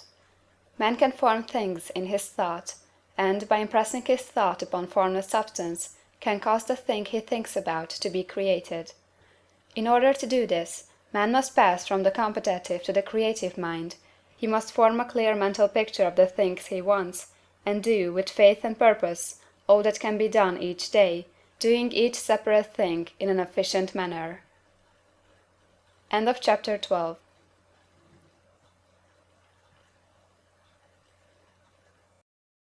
Chapter 13. Getting into the right business. Success in any particular business depends for one thing upon your possessing in a well-developed state the faculties required in that business. Without good musical faculty, no one can succeed as a teacher of music. Without well-developed mechanical faculties, no one can achieve great success in any of the mechanical trades. Without tact and the commercial faculties, no one can succeed in mercantile pursuits. But to possess in a well-developed state the faculties required in your particular vocation does not insure getting rich. There are musicians who have remarkable talent, and who yet remain poor. There are blacksmiths, carpenters, and so on who have excellent mechanical ability, but who do not get rich, and there are merchants with good faculties for dealing with men who nevertheless fail. The different faculties are tools. It is essential to have good tools, but it is also essential that the tools should be used in the right way. One man can take a sharp saw, a square, a good plane, and so on, and build a handsome article of furniture. Another man can take the same tools and set to work to duplicate the article, but his production will be a botch. He does not know how to use good tools in a successful way. The various faculties of your mind are the tools with which you must do the work which is to make you rich. It will be easier for you to succeed if you get into a business for which you are well equipped with mental tools. Generally speaking, you will do best in that business which will use your strongest faculties, the one for which you are naturally best fitted. But there are limitations to this statement also. No man should regard his vocation as being irrevocably fixed by the tendencies with which he was born. You can get rich in any business, for if you have not the right talent, you can develop that talent. It merely means that you will have to make your tools as you go along, instead of confining yourself to the use of those with which you were born. It will be easier for you to succeed in a vocation for which you already have the talents in a well-developed state, but you can't succeed in any vocation, for you can develop any rudimentary talent, and there is no talent of which you have not at least the rudiment. You will get rich most easily in point of effort if you do that for which you are best fitted, but you will get rich most satisfactory if you do that which you want to do. Doing what you want to do is life, and there is no real satisfaction in living if we are compelled to be forever doing something which we do not like to do, and can never do what we want to do. And it is certain that you can do what you want to do. The desire to do it is proof that you have within you the power which can do it. Desire is a manifestation of power. The desire to play music is the power which can play music seeking expression and development. The desire to invent mechanical devices is the mechanical talent seeking expression and development. Where there is no power, either developed or undeveloped, to do a thing, there is never any desire to do that thing, and where there is strong desire to do a thing, it is certain proof that the power to do it is strong, and only requires to be developed and applied in the right way. All things else being equal, it is best to select the business for which you have the best developed talent, but if you have a strong desire to engage in any particular line of work, you should select that work as the ultimate end at which you aim. You can do what you want to do, and it is your right and privilege to follow the business or avocation which will be most congenial and pleasant. You are not obliged to do what you do not like to do, and you should not do it except as the means to bring you to the doing of the thing you want to do. If there are past mistakes whose consequences have placed you in an undesirable business or environment, you may be obliged for some time to do what you do not like to do, but you can make the doing of it pleasant by knowing that it is making it possible for you to come to the doing of what you want to do. If you feel that you are not in the right vocation, do not act too hastily in trying to get into another one. The best way generally to change business or environment is by growth. Do not be afraid to make a sudden and radical change if the opportunity is presented, and you feel after careful consideration that it is the right opportunity. But never take sudden or radical action when you are in doubt as to the wisdom of doing so. There is never any hurry on the creative plane, and there is no lack of opportunity. When you get out of the competitive mind, you will understand that you never need to act hastily. No one else is going to beat you to the thing you want to do. There is enough for all. If one space is taken, another and a better one will be opened for you a little farther on. There is plenty of time. When you are in doubt, wait. Fall back on the contemplation of your vision, and increase your faith and purpose, and by all means, in times of doubt and indecision, cultivate gratitude. A day or two spent in contemplating the vision of what you want, and in earnest thanksgiving that you are getting it, will bring your mind into such close relationship with the Supreme that you will make no mistake when you do act. There is a mind which knows all there is to know, and you can come into close unity with this mind by faith and the purpose to advance in life, if you have deep gratitude. Mistakes come from acting hastily, or from acting in fear or doubt, or in forgetfulness of the right motive, which is more life to all, and less to none. As you go on in the certain way, opportunities will come to you in increasing number, and you will need to be very steady in your faith and purpose, and to keep in close touch with the all-mind by reverent gratitude. Do all that you can do in a perfect manner every day, but do it without haste, worry, or fear. Go as fast as you can, but never hurry. Remember that in the moment you begin to hurry, you cease to be a creator and become a competitor. You drop back upon the old plane again. Whenever you find yourself hurrying, call a halt. Fix your attention on the mental image of the thing you want, and begin to give thanks that you are getting it. The exercise of gratitude will never fail to strengthen your faith and renew your purpose. End of chapter 13.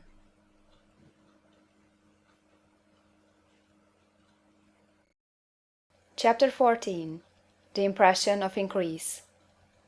Whether you charge your vocation or not, your actions for the present must be those pertaining to the business in which you are now engaged. You can get into the business you want by making constructive use of the business you are already established in, by doing your daily work in a certain way. And in so far as your business consists in dealing with other men, whether personally or by letter, the key thought of all your efforts must be to convey to their minds the impression of increase.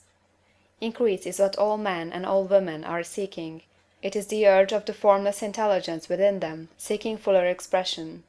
The desire for increase is inherent in all nature. It is the fundamental impulse of the universe. All human activities are based on the desire for increase. People are seeking more food, more clothes, better shelter, more luxury, more beauty, more knowledge, more pleasure. Increase in something, more life. Every living thing is under this necessity for continuous advancement. Where increase of life ceases, dissolution and death set in at once. Man instinctively knows this, and hence he is forever seeking more.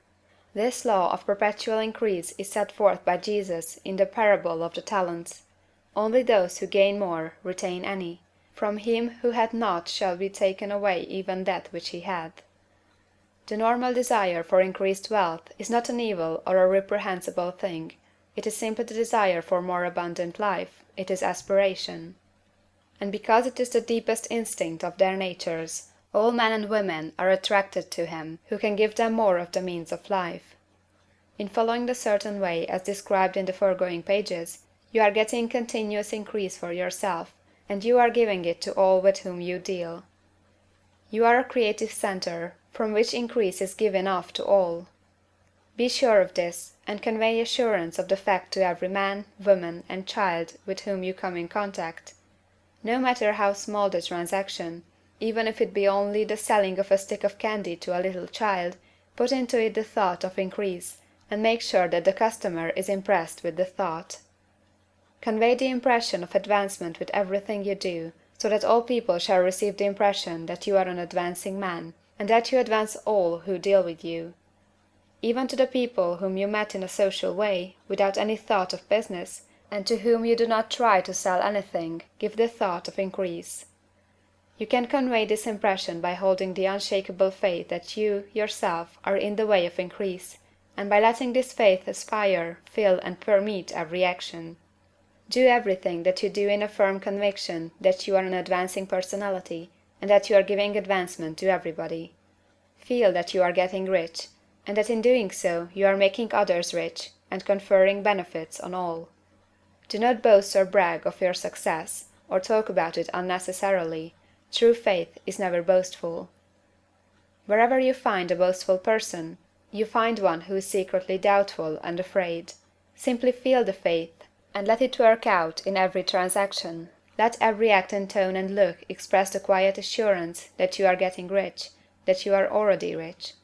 Words will not be necessary to communicate this feeling to others. They will feel the sense of increase when in your presence, and will be attracted to you again. You must so impress others that they will feel that in associating with you they will get increase for themselves. See that you give them a use of value greater than the cash value you are taking from them. Take an honest pride in doing this, and let everybody know it, and you will have no lack of customers. People will go where they are given increase, and the Supreme, which desires increase in all and which knows all, will move toward you men and women who have never heard of you. Your business will increase rapidly, and you will be surprised at the unexpected benefits which will come to you. You will be able from day to day to make larger combinations, secure greater advantages, and to go on into a more congenial vocation if you desire to do so. But in doing all this, you must never lose sight of your vision of what you want, or your faith and purpose to get what you want. Let me here give you another word of caution in regard to motives. Beware of the insidious temptation to seek for power over other men. Nothing is so pleasant to the unformed or partially developed mind as the exercise of power or domination over others. The desire to rule for selfish gratification has been the curse of the world. For countless ages, kings and lords have drenched the earth with blood in their battles to extend their dominions. This not to seek more life for all, but to get more power for themselves. Today, the main motive in the business and industrial world is the same. Men marshal their armies of dollars, and lay waste the lives and hearts of millions in the same mad scramble for power over others. Commercial kings, like political kings, are inspired by the lust for power. Jesus saw in this desire for mastery the moving impulse of that evil world he sought to overthrow. Read the 23rd chapter of Matthew, and see how he pictures the lust of the Pharisees to be called master, to sit in the high places, to domineer over others, and to lay burdens on the backs of the less fortunate, and note how he compares this lust for domination with the brotherly seeking for the common good to which he calls his disciples. Look out for the temptation to seek for authority, to become a master, to be considered as one who is above the common herd, to impress others by lavish display, and so on. The mind that seeks for mastery over others is the competitive mind, and the competitive mind is not the creative one. In order to master your environment and your destiny, it is not at all necessary that you should rule over your fellow men, and indeed, when you fall into the world's struggle for the high places, you begin to be conquered by fate and environment, and your getting rich becomes a matter of chance and speculation. Beware of the competitive mind. No better statement of the principle of creative action can be formulated than the favorite declaration of the late Golden Rule Jones of Toledo: "What I want for myself, I want for everybody." End of chapter 14.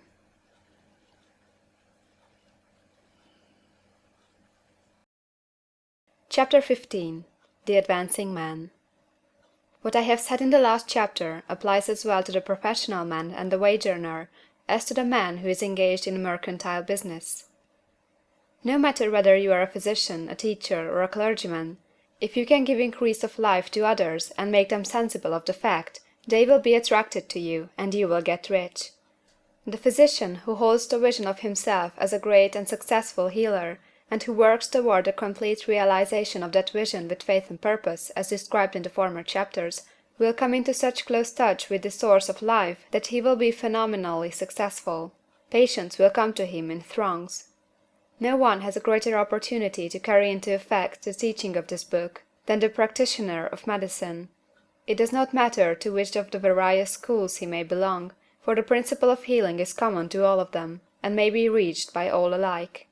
The advancing man in medicine, who holds to a clear mental image of himself as successful, and who obeys the laws of faith, purpose, and gratitude, will cure every curable case he undertakes, no matter what remedies he may use.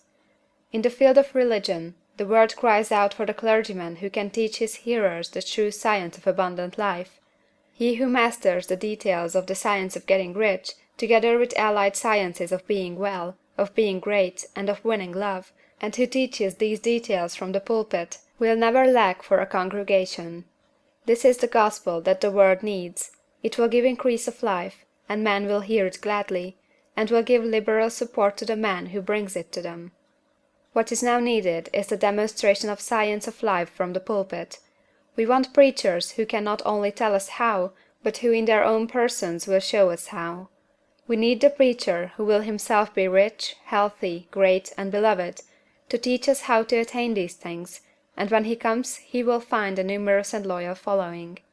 The same is true for the teacher who can inspire the children with the faith and purpose of the advancing life. He will never be out of a job. And any teacher who has this faith and purpose can give it to his pupils. He cannot help giving it to them if it is a part of his own life and practice. What is true of the teacher, preacher, and physician is true of the lawyer, dentist, real estate man, insurance agent, of everybody. The combined mental and personal action I have described is infallible. It cannot fail. Every man and woman who follows these instructions steadily, perseveringly, and to the letter will get rich. The law of the increase of life is as mathematically certain in its operation as the law of gravitation. Getting rich is an exact science. The wage earner will find this as true of his case as of any of the others mentioned. Do not feel that you have no chance to get rich because you are working where there is no visible opportunity for advancement, where wages are small and the cost of living high. Form your clear mental vision of what you want, and begin to act with faith and purpose. Do all the work you can do, every day, and do each piece of work in a perfectly successful manner. Put the power of success and the purpose to get rich into everything that you do. But do not do this merely with the idea of currying favor with your employer, in the hope that he, or those above you, will see your good work and advance you. It is not likely that they will do so. The man who is merely a good workman filling his place to the very best of his ability, and satisfied with that, is valuable to his employer, and it is not to the employer's interest to promote him. He is worth more where he is. To secure advancement, something more is necessary than to be too large for your place. The man who is certain to advance is the one who is too big for his place, and who has a clear concept of what he wants to be, who knows that he can become what he wants to be, and who is determined to be what he wants to be. Do not try to more than fill your present place with the view of pleasing your employer. Do it with the idea of advancing yourself. Hold the faith and purpose of increase during work hours, after work hours, and before work hours. Hold it in such a way that every person who comes in contact with you, whether foreman, fellow workman, or social acquaintance, will feel the power of purpose radiating from you, so that everyone will get the sense of advancement and increase from you. Men will be attracted to you, and if there is no possibility for advancement in your present job, you will very soon see an opportunity to take another job. There is a power which never fails to present opportunity to the advancing man who is moving in obedience to law. God cannot help helping you if you act in a certain way. He must do so in order to help himself. There is nothing in your circumstances or the industrial situation that can keep you down. If you cannot get rich working for the Steel Trust, you can get rich on a 10-acre farm, and if you begin to move in a certain way, you will certainly escape from the clutches of the Steel Trust and get on to the farm or wherever else you wish to be. If a few thousands of its employees would enter upon the certain way, the Steel Trust would soon be in a bad plight. It would have to give its working men more opportunity, or to go out of business. Nobody has to work for a trust. The trusts can keep men in so-called hopeless conditions only so long as there are men who are too ignorant to know of the science of getting rich, or too intellectually slothful to practice it. Begin this way of thinking and acting, and your faith and purpose will make you quick to see any opportunity to better your condition. Such opportunities will speedily come, for the Supreme, working in all, and working for you, will bring them before you. Do not wait for an opportunity to be all that you want to be. When an opportunity to be more than you are now is presented, and you feel impelled toward it, take it. It will be the first step toward a greater opportunity. There is no such thing possible in this universe as the lack of opportunities for the man who is living the advancing life.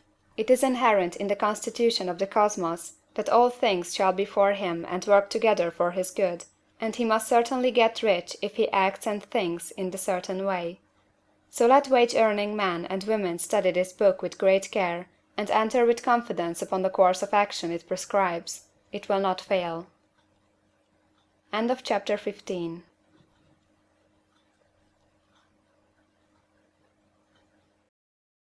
Chapter 16. Some cautions and concluding observations. Many people will scoff at the idea that there is an exact science of getting rich. Holding the impression that the supply of wealth is limited, they will insist that social and governmental constitutions must be changed before even any considerable number of people can acquire a competence. But this is not true. It is true that existing governments keep the masses in poverty, but this is because the masses do not think and act in a certain way. If the masses begin to move forward as suggested in this book, neither governments nor industrial systems can check them. All systems must be modified to accommodate the forward movement.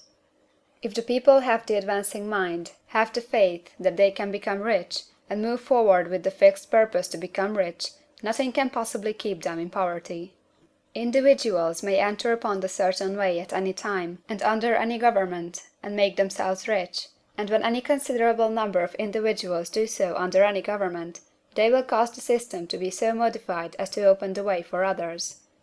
The more men who get rich on the competitive plane, the worse for others, and more who get rich in the creative plane, the better for others. The economic salvation of the masses can only be accomplished by getting a large number of people to practice the scientific method set down in this book, and become rich. These will show others the way, and inspire them with a desire for real life, with the faith that can be attained, and with the purpose to attain it. For the present, however, it is enough to know that neither the government under which you live, nor the capitalistic or competitive system of industry can keep you from getting rich. When you enter upon the creative plane of thought, you will rise above all these things, and become a citizen of another kingdom. But remember that your thought must be held upon the creative plane. You are never for an instant to be betrayed into regarding the supply as limited, or into acting on the moral level of competition. Whenever you do fall into old ways of thought, correct yourself instantly. For when you are in the competitive mind, you have lost the cooperation of the mind of the whole. Do not spend any time in planning as to how you will meet possible emergencies in the future, except as the necessary policies may affect your actions today. You are concerned with doing today's work in a perfectly successful manner, and not with emergencies which may arise tomorrow. You can attend to them as they come. Do not concern yourself with questions as to how you shall surmount obstacles which may loom upon your business horizon, unless you see plainly that your course must be altered today in order to avoid them. No matter how tremendous an obstruction may appear at the distance, you will find that if you go in the certain way, it will disappear as you approach it, or that a way over, through, or around it will appear. No possible combination of circumstances can defeat a man or woman who is proceeding to get rich along strictly scientific lines. No man or woman who obeys the law can fail to get rich, any more than one can multiply 2 by 2 and fail to get 4.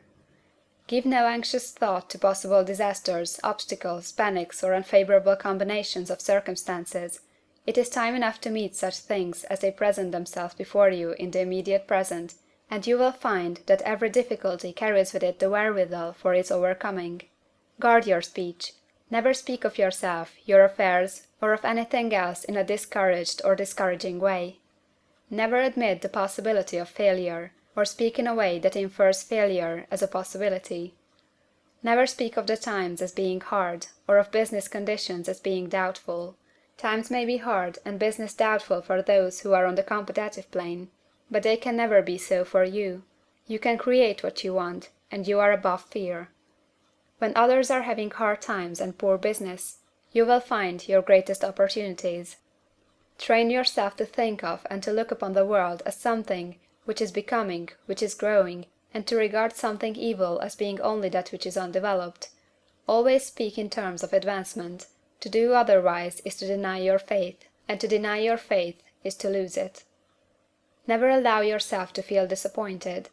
You may expect to have a certain thing at a certain time, and not get it at that time, and this will appear to you like failure. But if you hold to your faith, you will find that the failure is only apparent. Go on in the certain way, and if you do not receive that thing, you will receive something so much better that you will see that the seeming failure was really a great success. A student in this science had set his mind on making a certain business combination which seemed to him at the time to be very desirable, and he worked for some weeks to bring it about. When the crucial time came, the thing failed in a perfectly inexplicable way. It was as if some unseen influence had been working secretly against him. He was not disappointed; on the contrary, he thanked God that his desire had been overruled, and went steadily on with a grateful mind. In a few weeks an opportunity so much better came his way that he would not have made the first deal on any account, and he saw that a mind which knew more than he knew had prevented him from losing the greater good by entangling himself with the lesser. That is the way every seeming failure will work out for you, if you keep your faith, hold to your purpose, have gratitude, and do, every day, all that can be done that day, doing each separate act in a successful manner. When you make a failure, it is because you have not asked for enough. Keep on, and a larger thing than you were asking will certainly come to you. Remember this. You will not fail because you lack the necessary talent to do what you wish to do.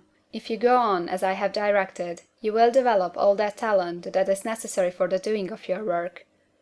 It is not within the scope of this book to deal with the science of cultivating talent, but it is as certain and simple as the process of getting rich. However, do not hesitate or waver for fear when you come to any certain place you will fail for lack of ability. Keep right on, and when you come to that place the ability will be furnished for you. The same source of ability which enabled the untaught Lincoln to do the greatest work in government ever accomplished by a single man is open to you. You may draw upon all the mind there is for wisdom to use in meeting the responsibilities which are laid upon you. Go on in full faith. Study this book. Make it your constant companion until you have mastered all the ideas contained in it. While you are getting firmly established in this faith, You will do well to give up most recreations and pleasure, and to stay away from places where ideas conflicting with these are advanced in lectures or sermons. Do not read pessimistic or conflicting literature, or get into arguments upon the matter. Do very little reading, outside of the writers mentioned in the preface. Spend most of your leisure time in contemplating your vision, and in cultivating gratitude, and in reading this book. It contains all you need to know of the science of getting rich, and you will find all the essentials summed up in the following chapter. End of chapter 16.